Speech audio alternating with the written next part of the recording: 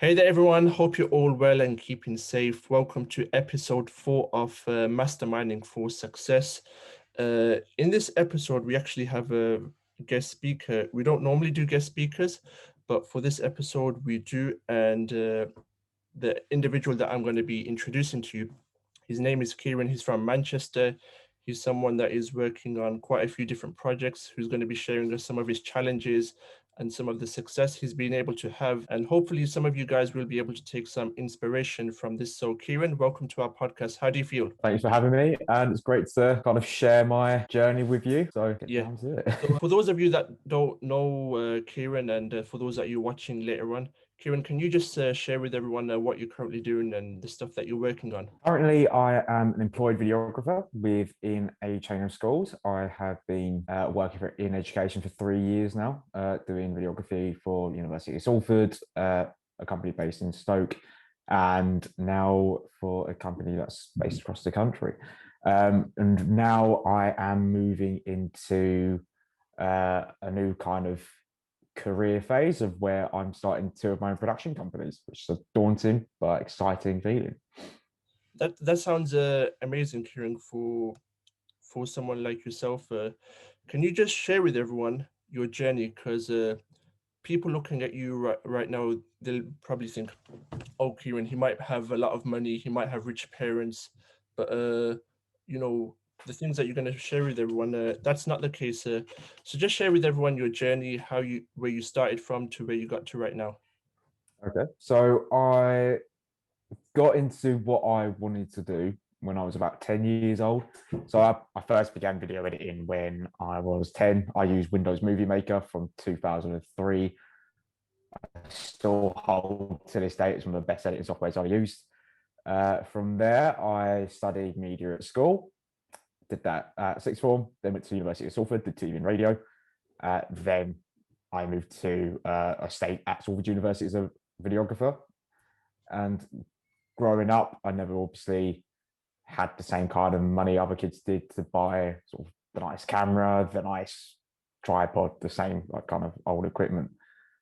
So I've been working to get to a point of where I can afford that equipment. Talk to me about university.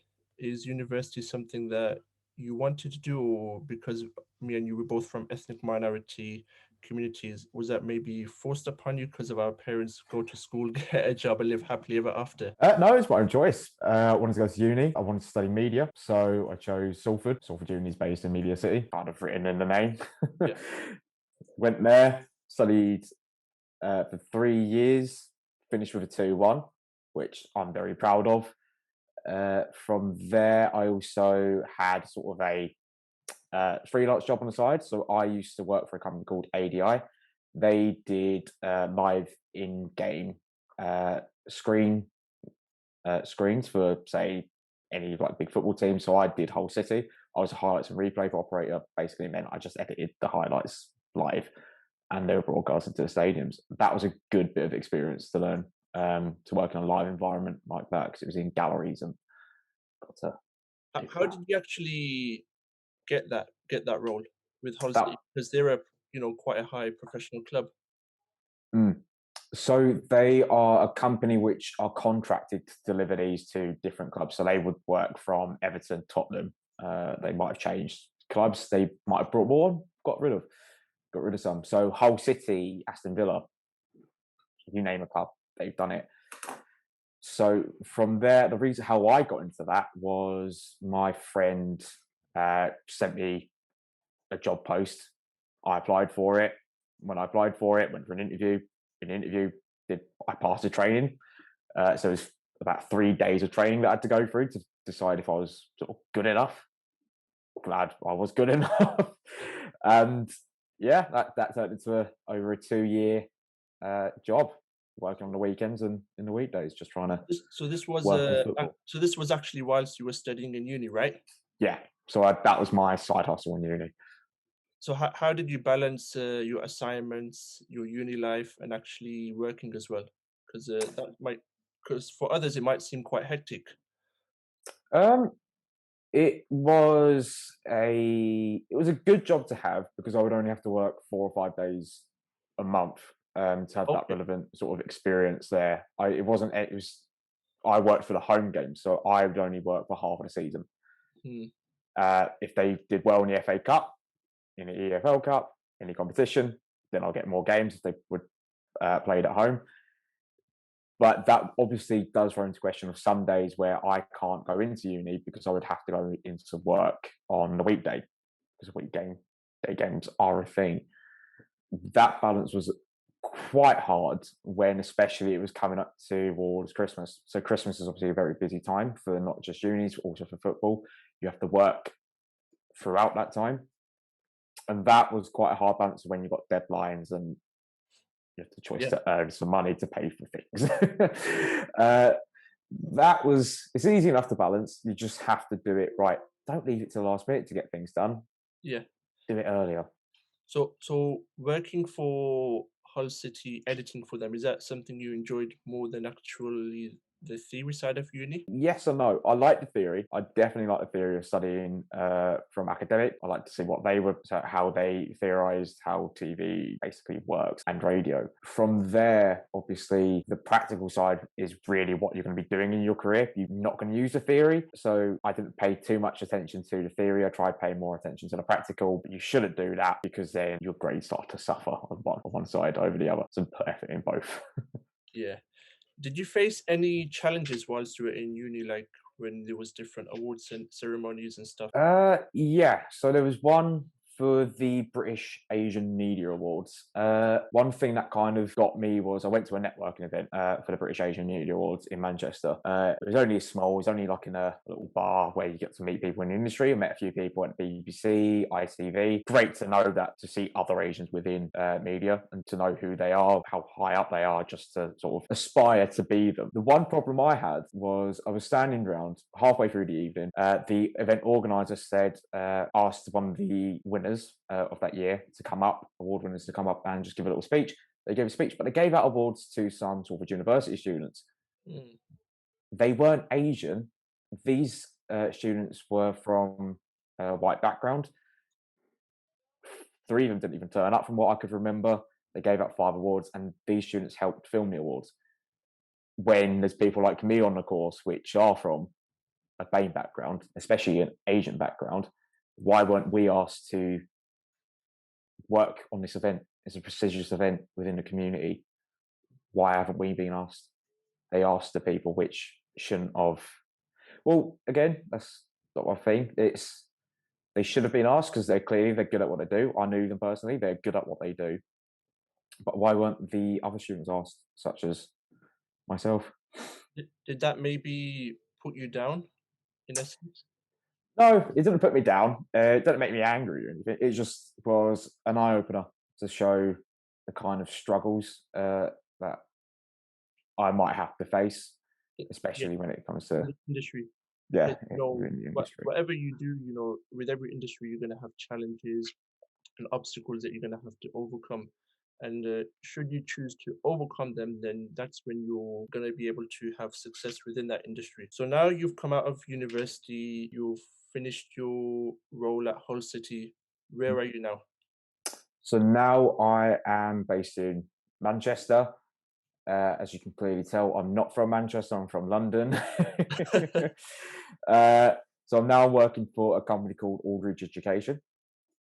So I am basically their videographer. I also do some other things like graphic design work and website maintenance and things. So I work across a broad sense of what my job title is, which is great because in these roles, you're given a lot of things which you have to do Mhm. and learn. So I never really learned Illustrator until last year properly. I Okay. know how to use Illustrator, never really used Photoshop. Now I use Photoshop properly. I only really used things like Premiere Pro and smaller, just the editing, video editing. Now I'm learned the other side of it. So it gets you a good sort of experience to understand what different people do for specific job roles. We kind of end up like a jack of all trades. Mm. Don't ask me to do what a graphic designer can do. I can't. I can try, but I'm not going to be anywhere near as good as the person that's been doing it for 10 years. Where do you see yourself in the next couple of years? Next couple of years, I do hope to be get my two businesses off the ground. That is definitely where I want to be in a couple of years, and I'm not only earning money to survive with these businesses, I'm earning money to have a good life on these businesses. That's the ultimate ambition. That's the ultimate dream of they're working. They're doing what I wanted them to do, and I'm doing what I want to do. So that's the dream. Tell me, have you always wanted to open up your own business, or has it just been because of the circumstances that you've been dealt with in life that maybe played a part in you wanting to go down that route? It's I've never wanted to own my own business. I never wanted to even think about having that headache of having a business. I always wanted just to have a good salary, Yeah. steady paycheck, and that's coming in month by month. I was happy with that. Then it was last year. I finished my furlough, so Hmm. that was like halfway through in July. My furlough stopped. I kind of have to sit down with myself and go, what am I doing? I can't, obviously, I didn't have a job. Well, I was going into universal credit. So what am I going to do with my life? Then I was talking to a friend. We decided, well, I said, I want to start my own production company. He goes, do you really? And I went, yeah, sure, why not? In a kind of sarcastic way. 7 days later, I'll get a message going, do you really want to start it? Talk myself into it now. Gonna have to. So I've now started my own production company uh, with my friend. That is going well. So we're doing a thing called a soft launch. We haven't launched just yet. So we're doing like a pre-launch. We're going to do a bit of work beforehand, get ready for a proper launch date, which we don't know yet. And then we will be saying, we're here, give us your video content because we want to make it. Is that with happening? Yeah, so that's Happening Productions. So Happening Productions is the reason why we're called Happening is because we're here to make things happen. So diversity is something that is close to me. I want to make it happen. I'm not seeing it that in front of my eyes when I look into the industry. I don't see that many minorities. It's still a very white industry. I want to make diversity happen. That's not even just diversity is a very broad word of it's inclusion of everyone. It's people who have disabilities, people who are come from a BAME background, people who don't necessarily have the money to say even buy a camera and get into this industry because you have to do a lot of free work. People need to pay the bills, so you're not going to do the free work to get into this industry. That's what I kind of want to do. I'm going to build that bridge for a lot of different communities and a lot of different people to give them the chance within it. So with happening, what do they actually do? What do you guys do with happening? So we are a video production company. We will make anything from music videos to commercial promotional videos, short films, anything you can name. That's what we're doing. Uh, yeah. We're discovering our identity as we go. That's what then we will start going. We're really good at making car videos, but we're not good at making perfume videos. So we're going to go down the car route. Yeah. that's the kind of flexibility we've got at the moment because as we're a very young new business, we're going to start learning Yeah. what we are as we go. And that's what I want. I don't want to have all the answers from the get-go because that's not a part of the journey. I want to learn as I do it. And then actually niching down to specific industries. Exactly. So tell us all about your second business. That all about? How did you start that?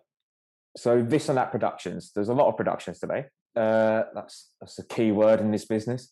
I started this and that a year ago with my friend Jay. He is an actor, also a private fitness instructor. So he does a lot of different work. He also works in marketing. So he's got a completely different skill set to me, to what I have. But we, together with this and that, the idea is that we make a talent directory full of diverse talent. So imagine sort of this and that is for in front of camera talent and happiness for the back of camera talent. So this and that will primarily be like a short film focused business. We'll also take on commercial work if that comes up, but but we want to build a talent directory of diverse actors, models, influencers, anyone that wants to come aboard. You're more than welcome. That's why we're here. We're here to represent you. So we're a thing called a what is the technical word? A non-exclusive agency, which basically means you can be on our directory, but there is no contract. We're saying you can work on any project. If you get the work yourself, that's yours. A lot of agencies don't do that. They sign you, you're contracted to them. They will have to find you work. The way we're doing is we're promoting you. You're there. If we get a bit of work and you fit the bill, you're straight on it. But you can go and find and do whatever you want with anyone else. We're not here to stump your career development. We're here to aid it. So is it essentially like a recruitment agency recruiting actors on your books, right?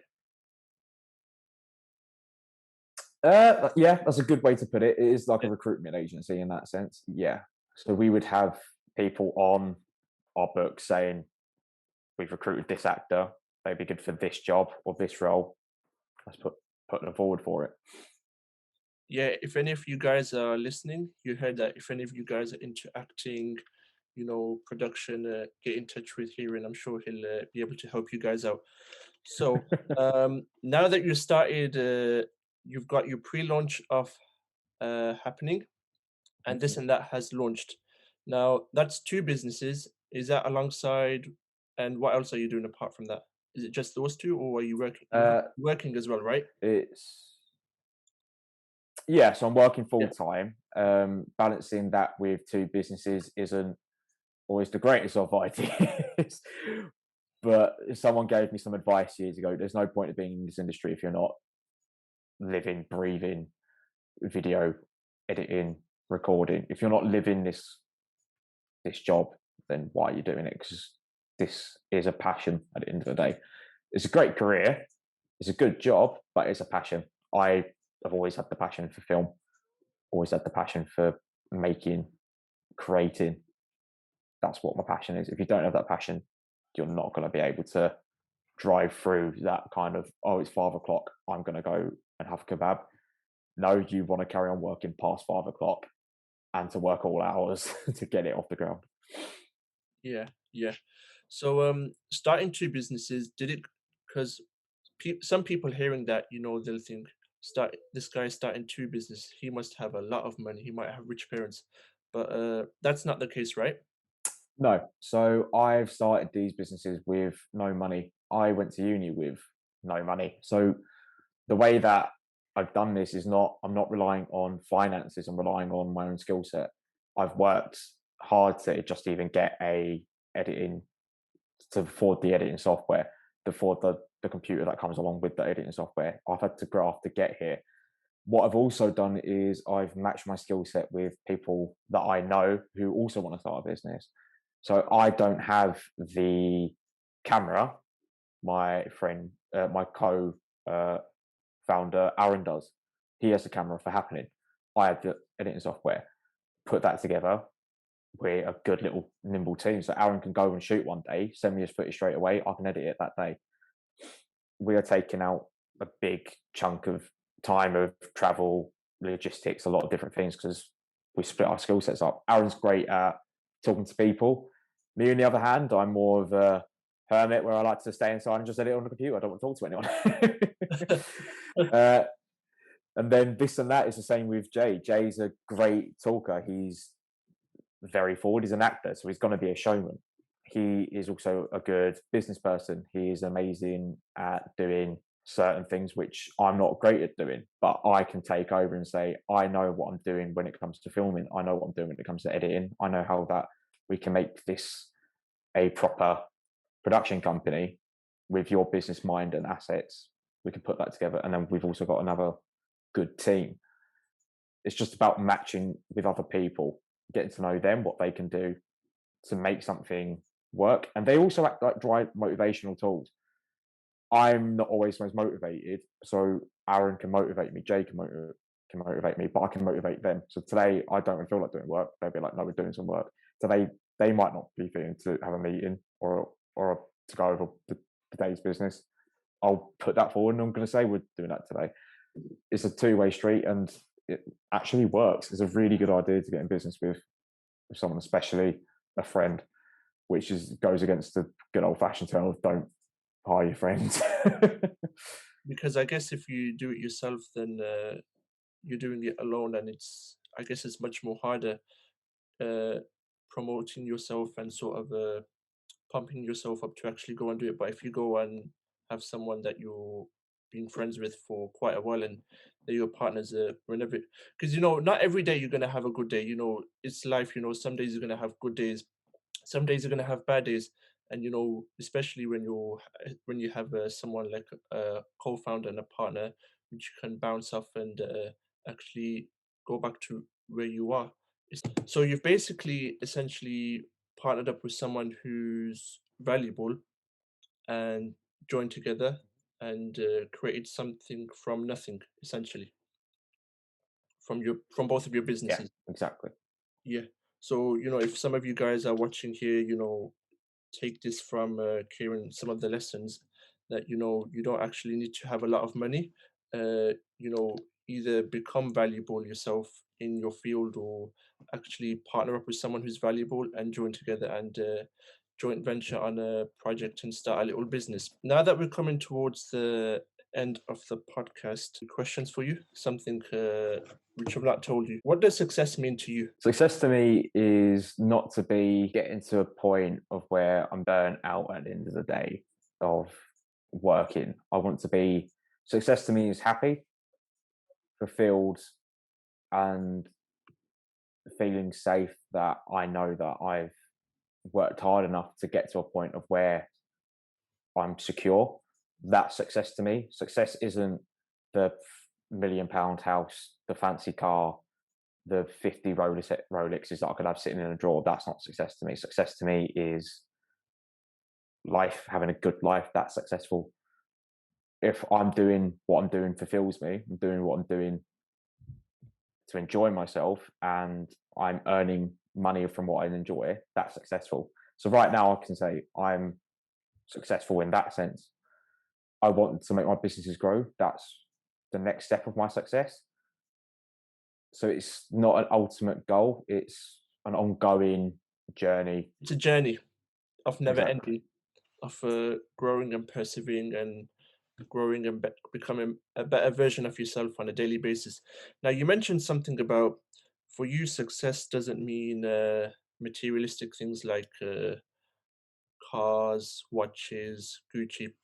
Talk to me about that, because you'll see some people, especially on the Instagram, and especially people when they're going out partying and clubbing, they'll be wearing nice jewelry, nice clothes. When the majority of the time, they they've used all of that money from their job and their salary to essentially look good, to maybe impress people. What are your thoughts on that? So I'm going to start off with that I'm a minimalist, which basically means that I don't have a lot of material possessions.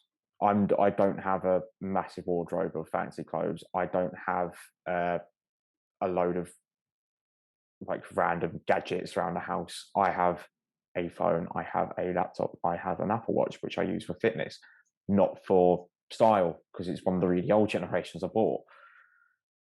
The idea of people, consumerism isn't bad because we're all consumers. That's how businesses work. There's going to be people that will listen to this and be, I have a fashion business. I want people to buy my stuff. Yeah, they can do that. But there's a point where you own too much and people putting themselves into debt to buy all this fancy stuff. Why are you spending £500 on something of which you don't have? That's not your money that you're spending. That's a company's money that you're spending. And they're going to come and get that back off you when you don't have it.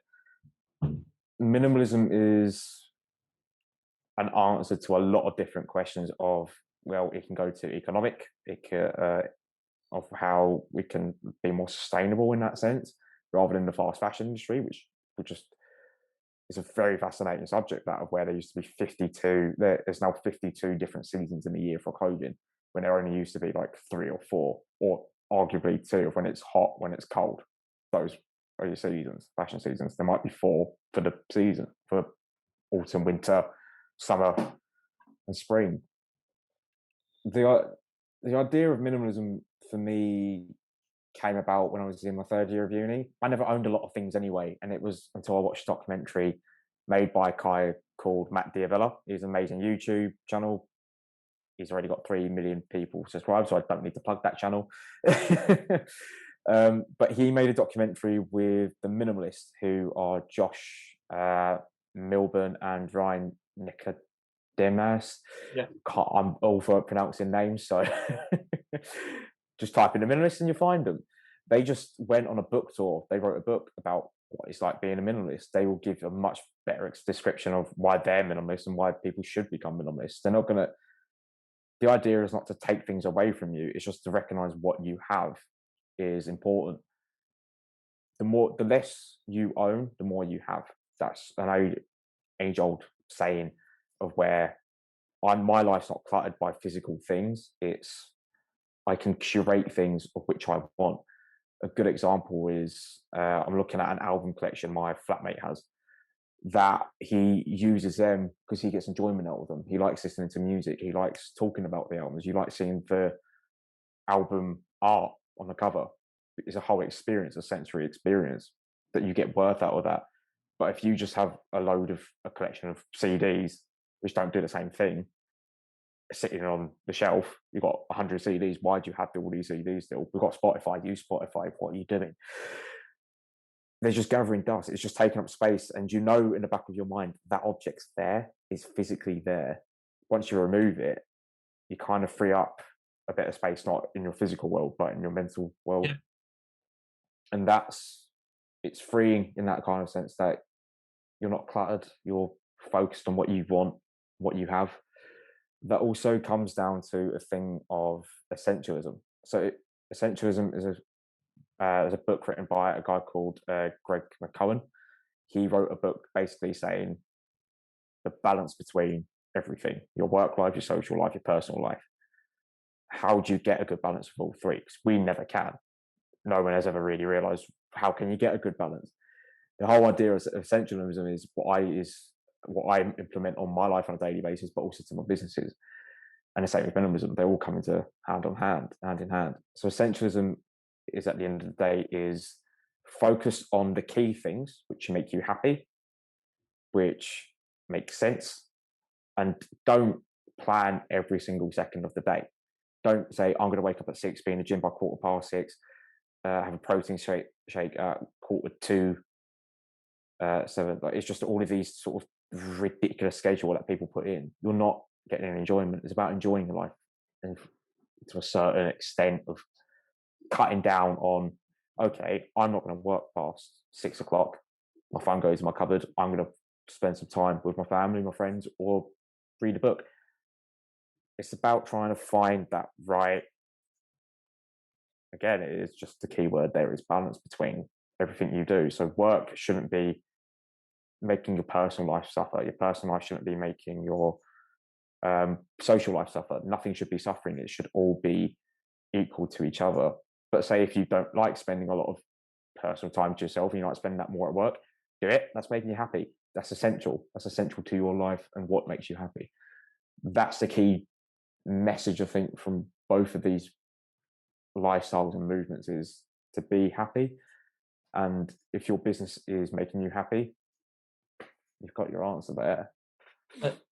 I guess it comes down to because Gary Vee, he mentioned something about uh, having a perspective of understanding and knowing essentially what you want. Because you mentioned it, if you actually enjoy having a load of CDs and listening to them, go and do it. If you enjoy maybe collecting cards, go and do it. It's actually finding that perspective to actually, as long as you know and you're happy with what you're doing, then that's fine. Go ahead and do it. Now, we've got the last question. Have you come across any sort of racism or maybe things like that in the industry? Mm, no, not within the industry. I've never been picked out for my skin color within the industry. There has been places in the past where I have been obviously been racially abused, but that has never happened in the industry. That's why I quite like this industry, because it's a very welcoming place for a lot of different people. Sure, there's not a lot of diversity, but that's easily fixed with the right what I'm trying to do, what other people are trying to do. It's not just myself, but what people are trying to be, that vocal voice for so many different people.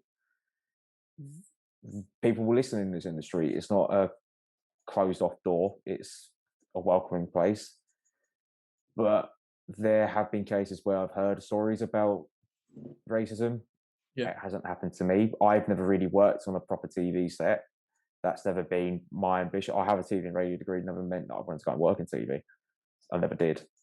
So I've heard some stories in those environments, but those stories are better told by people who have been in those environments, because I wouldn't do them. Show a proper light on what actually happened. sure, sure. And last question for you, Kieran.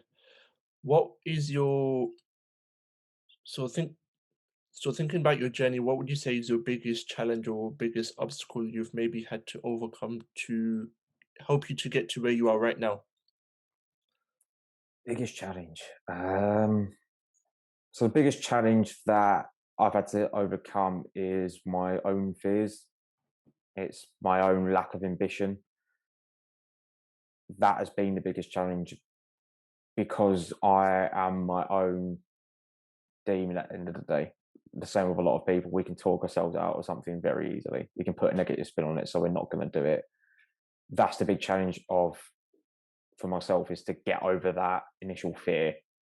Is to Some of the best decisions I've made in my life is to go in head first. And what I'm doing now has been head first, and it's turned out to be a good decision. That has been the most that challenging thing I've had to go through. Is personal. It's yourself, not it's myself. It's not. I could say lack of money. I could say the world's out to get me, but it's not. I'm trying to do it, challenge myself. So that has been a challenge, and it's going to continue being a challenge.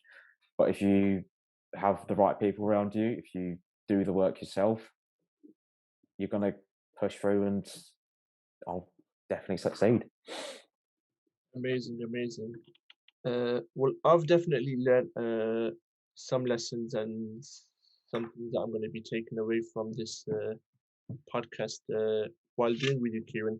And I'm sure our listeners and our audience will take maybe some inspiration or maybe some motivation to actually go out there and actually start something which from nothing to something, and start networking with other individuals and becoming a more valuable person to society and making essentially finding solutions to problems in the world and helping to fix that.